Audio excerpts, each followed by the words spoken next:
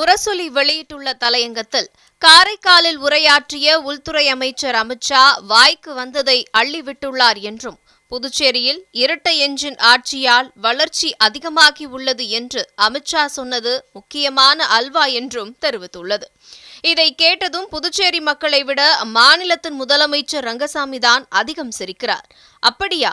அந்த என்ஜின் எந்த ஷெட்டில் நிற்கிறது, எந்த பாதையில் ஓடுகிறது என்று அவர் கேட்டிருப்பார் என முரசொலி குறிப்பிட்டுள்ளது.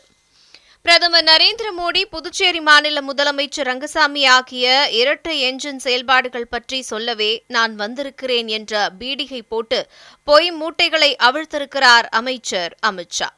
ஒன்றிய அரசு புதுச்சேரிக்கான கடனை தள்ளுபடி செய்யாததால் மாநில வளர்ச்சி பாதிக்கப்பட்டுள்ளது. புதுச்சேரியில் முதலமைச்சராக ரங்கசாமி இருந்தாலும் அவரை நிம்மதியாக ஆளவிட்டதா பாஜக? துணைநிலை ஆளுநர்கள் மூலமாக அவருக்கு குடைச்சல் கொடுத்து கொண்டுதான் இருக்கிறார்கள். ஏற்கனவே 3 முறை முதலமைச்சராக இருந்தவர் ரங்கசாமி. அப்போதெல்லாம் நிம்மதியாக ஆண்ட அவர் பாஜகவுடன் கூட்டணி அமைத்த பிறகு அவரது நிம்மதி போனதாக முரசொலி தெரிவித்துள்ளது.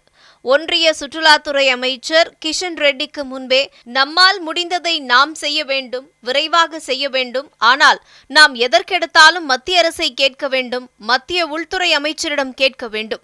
நாம் நினைத்தபடி புதுச்சேரி சுற்றுலாவை மேம்படுத்த முடியவில்லை. தொழில் செய்ய அனுமதி விரைவாக கிடைக்கவில்லை என்பதால் புதுச்சேரி வருவதற்கே அச்சப்படுகின்றனர். புதுச்சேரியை சிங்கப்பூராக்க நினைத்தேன். இதுவரை அதற்காக எதுவும் செய்ய முடிந்ததா? இல்லை. நிர்வாக சிக்கலே இதற்கு காரணம் என்று வருத்தப்பட்டார் ரங்கசாமி. இப்படித்தான் வைத்திருக்கிறார்கள் ரங்கசாமியை. புதுச்சேரி மக்களின் முக்கியமான கோரிக்கையே மாநில தகுதி பெறுவதுதான். அதற்கு துளி கூட முயற்சி எடுத்ததா ஒன்றிய மோடி அரசு? இல்லை. தன்னை வந்து சந்தித்தவர்களிடம் எனக்கு நாள்தோறும் மன உளைச்சல் தான் ஏற்படுகிறது, புதுச்சேரிக்கு உண்மையான விடுதலை கிடைக்கவில்லை என்று ரங்கசாமி புலம்பியதாக செய்திகள் வந்ததே, அதனை அறிவாரா அமைச்சர் அமித்ஷா? ஆளுநர், அதிகாரிகள் ஒத்துழைப்பு இல்லை என்பதை பலமுறை புலம்பினாரே ரங்கசாமி. சுகாதாரத்துறை இயக்குநர் நியமனத்தில் தான் நினைத்ததை செய்ய முடியவில்லை என்பதால் 3 நாட்கள் சட்டசபைக்கே செல்லாமல் இருந்தார் ரங்கசாமி. புதுவை மக்களைப் போலவே தொல்லைக்கு மேல் தொல்லை அனுபவித்தவர் அந்த மாநில முதலமைச்சர் ரங்கசாமி. இதைத்தான் சூப்பரான ஆட்சி என்கிறார் அமித்ஷா என முரசொலி குறிப்பிட்டுள்ளது. மூடப்பட்ட பொதுத்துறை நிறுவனங்கள் மற்றும் ஆலைகள் பிரச்சினை தீர்க்கப்பட்டதா? பாப்ஸ்கோ மற்றும் பாசிக் ஆகிய நிறுவனங்களை மீண்டும் சீரமைத்து ஊழியர்களுக்கு நிலுவையில் உள்ள ஊதியத்தை வழங்குவதாக வாக்குறுதி அளிக்கப்பட்டது. ஆனால் இன்னும் பல ஊழியர்களுக்கு சம்பள பாக்கி தீர்க்கப்படாமல் உள்ளது. AFT பஞ்சாலைகளை திறந்து வேலைவாய்ப்பை உருவாக்குவோம் என்ற வாக்குறுதி இன்னும் நிறைவேற்றப்படவில்லை. புதுச்சேரி மக்களின் நீண்டகால கோரிக்கையான இலவச அரிசி மற்றும் அத்தியாவசிய பொருட்கள் வழங்கும் நியாய விலை கடைகளை மீண்டும் திறப்பதாக அறிவிக்கப்பட்டது. பலமுறை இதற்கான முயற்சிகள் எடுக்கப்படுவதாக சொல்லப்பட்டாலும் இன்னும் முழுமையாக அனைத்து கடைகளும் செயல்பட தொடங்கவில்லை.